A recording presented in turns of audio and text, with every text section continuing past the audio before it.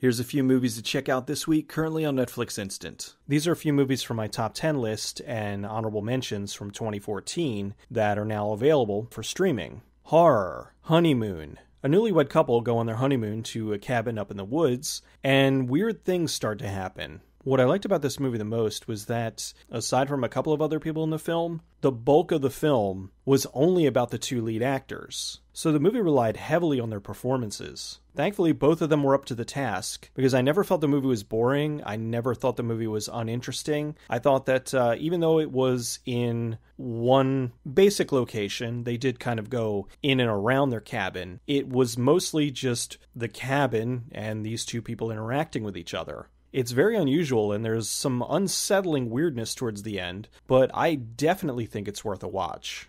Horror drama, Horns. Daniel Radcliffe plays a guy whose girlfriend turns up dead, and everyone in town is blaming him for her death. One morning he wakes up and horns start growing out of his head. Now that he's growing the horns out of his head, nobody really seems to notice. However, when they're around him, they're brutally honest. They start telling him their deepest, darkest secrets, and I'll leave it at that. This is based off the best-selling book by Joe Hill, and I can see why. It's a great mystery, it's got a lot of dark humor in it, and I thoroughly enjoyed it. Action thriller, The Guest. I will continue to plug this movie because it is awesome. A family's mourning the loss of their son who died in the military, and a guy shows up at their door who claims to be a friend of his from the military, and then all sorts of weird things start to happen around town. The majority of people that I've told about this movie have come back to tell me that they loved it. Dan Stevens is amazing. Maika Monroe gives another great performance. She was the lead in It Follows. And just like I mentioned in my top 10 list, the soundtrack in this is phenomenal.